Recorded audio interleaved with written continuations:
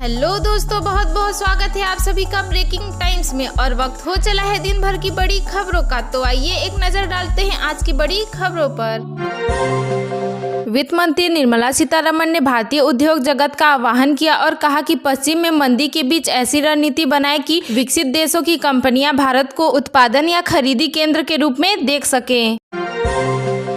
रक्षा मंत्री राजनाथ सिंह ने गुरुवार को विजय दिवस के अवसर पर कहा कि 1971 के युद्ध में अमानवीयता पर मानवता और अन्याय पर न्याय की जीत हुई थी। राष्ट्रपति द्रौपदी मुर्मू ने विजय दिवस के अवसर पर देश के सशस्त्र बलों के अद्वितीय साहस एवं बलिदान को याद किया।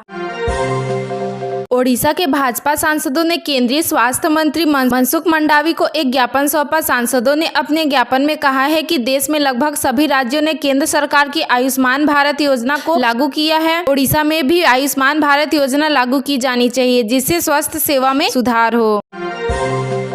केंद्रीय स्वास्थ्य मंत्री मनसुख मंडावी ने लोकसभा में कहा कि सरकार की तरफ से क्षय रोग के खिलाफ जिस स्तर पर अभियान चलाया जा रहा है और लोगों की इसमें जिस तरह की भागीदारी हुई है, उसके आधार पर देश 2025 के आखिरी तक टीबी बीमारी से मुक्त हो जाएगा। कांग्रेस की भारत जोड़ो यात्रा को शुक्रवार को 100 दिन पूरे हो गए हैं। इस मौके पर राहुल गांधी ने कहा कि हमें सभी वर्गों का समर्थन मिल रहा है। साथ ही सीएम गहलोत और सचिन पायलट की गुटबाजी पर भी बयान दिया। कहा कि हमारी पार्टी फांसीवादी विचारधारा की नहीं है, महात्मा गांधी की राह पर कांग्रेस चलती है। कांग्रेस एक विचारधारा की पार्टी है। छत्तीसगढ़ सांसद सुनील सोनी ने लोकसभा में धर्मांतरण का मुद्दा उठाया। साथ ही इस समस्या पर कठोर कानून बनाने और कार्रवाई करने की रखी मांग।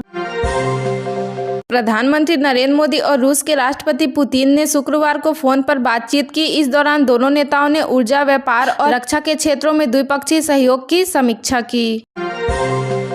पाकिस्तान के विदेश मंत्री बिलावत का प्रधानमंत्री नरेंद्र मोदी और विदेश मंत्री एस जयशंकर पर की गई विवादित टिप्पणी पर भारतीय विदेश मंत्रालय ने एक बयान जारी करते हुए कहा कि पाक विदेश मंत्री का बयान असभ्यता से पूर्ण है। पाकिस्तान को अपनी मानसिकता बदलने की जरूरत है। सुप्रीम कोर्ट पहुंचा बिहार की जहरीली शराब का मामला। एसआईटी से जांच कराने की मांग की गई।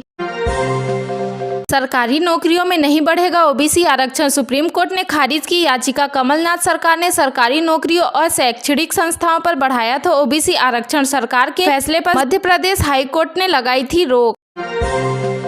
मनी लॉन्ड्रिंग केस में एक्ट्रेस रकुलप्रीत सिंह को ईडी का समन। ईडी ने 19 दिसंबर को पूछताछ के लिए बुलाया।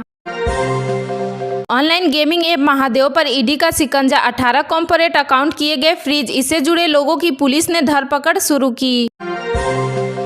दिल्ली में 5वीं क्लास में पढ़ रही वंदना को स्कूल टीचर ने पहली मंजिल से नीचे फेंका, जिसके बाद पुलिस ने आरोपी टीचर को गिरफ्तार कर लिया और बच्ची को अस्पताल ले जाया गया।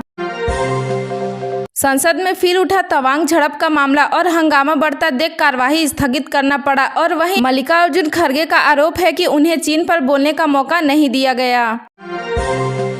छत्तीसगढ़ माध्यमिक शिक्षा मंडल ने जारी किया 10वीं व 12वीं का बोर्ड परीक्षा का टाइम टेबल। 1 मार्च से 12वीं की और 2 मार्च से 10वीं की परीक्षा शुरू होंगी। दिल्ली और यूपी में गिरा पारा। आईएमडी का अलर्ट। अगले कुछ दिनों तक ज्यादातर क्षेत्रों में मौसम शुष्क रह सकता है। साथ ही छत्तीसगढ़ में भी कड़ाके की ठंड देखने को मिल सकती है। इंडियन इकोनॉमी पर केंद्रीय मंत्री नितिन गडकरी का बड़ा बयान। कहा देश 2024-25 तक 5000 अरब डॉलर जीडीपी हासिल करने की तरफ लगातार अग्रसर है। उन्होंने आगे कहा भारत दुनिया की सबसे तेजी से बढ़ने वाला प्रमुख अर्थव्यवस्था है। एसबीआई एचडीएफसी बैंकों के ग्राहकों के लिए बड़ी खुशखबरी। वित्त मंत्री निर्मला सीतारमण की तरफ से बैंकिंग सिस्टम को सिंपल बनाने का आदेश दिया गया है और उन्होंने आगे कहा बैंकों को ग्राहकों की सुविधाओं का ध्यान रखना होगा। आईपीएल 2023 से पहले शाहरुख खान ने उठाया बड़ा कदम। सुनील नारायण को बनाया केकेआर का नया कप्तान। केकेआर फ्रेंचाइजी ने अपने ट्विटर अकाउंट से दिया जानकारी। Justice D.Y.. चंद्रचूड़ ने शुक्रवार को किया बड़ा ऐलान। सुप्रीम कोर्ट ने शीतकालीन अवकाश मतलब 17 दिसंबर से 1 जनवरी तक कोई पीठ तत्कालिक मामले की सुनवाई के लिए मौजूद नहीं रहेगा। आरबीआई के पूर्व गवर्नर रघुराम राजन ने कहा युद्ध व वैश्विक हालातों के कारण दुनिया के साथ भारतीय अर्थव्यवस्था के लिए नया साल और भी कठिन होगा। पीएम मोदी पर पाकिस्तान के विदेश मंत्री द्वारा व्यक्तिगत हमले पर बीजेपी प्रवक्ता शहजाद पूनावाला का पलटवार। कहा बंटवारा के समय मेरे परिवार ने सही प्रश्न चुना। पीएनबी बैंक घोटाले के आरोपी भगोड़े मेहुल चोकसी की बड़ी मुश्किलें। सीबीआई ने मेहुल के खिलाफ धोखाधड़ी के 3 नए मामले दर्ज किए। पीएम मोदी पर पाकिस्तान के विदेश मंत्री द्वारा व्यक्तिगत हमले पर केंद्रीय मंत्री अनुराग ठाकुर का बड़ा बयान। कहा, 1971 में आज के ही दिन भारत से हारा था पाकिस्तान, यह उसी का दर्द है। भारत का विदेश मुद्रा भंडार में लगातार 5वें सप्ताह बढ़ोतरी देखने को मिली। इसी के साथ विदेश मुद्रा 571 अरब डॉलर हुआ और वहीं स्वर्ण भंडार में गिरावट देखने को मिली। पाकिस्तान के विदेश मंत्री ने पीएम मोदी पर शर्मनाक टिप्पणी के खिलाफ बीजेपी आज देशव्यापी विरोध प्रदर्शन करेगी। इससे पहले शुक्रवार को पाक उच्च योग के बाहर बीजेपी कार्यकर्ता ने जमकर प्रदर्शन और तोड़फोड़ की थी। अरुणाचल में भारतीय वायुसेना बड़ा युद्ध अभ्यास, राइफल और सुखोई समेत 40 फ्रंट लाइन लड़ाकू विमान शामिल। सुशील मोदी ने नीतीश सरकार को बताया दलित और पिछड़ा विरोधी। बोले, पासी समाज के लोग साड़ी बेचते थे, नीतीश ने वो हक भी छीनकर उन्हें बेरोजगार बना दिया।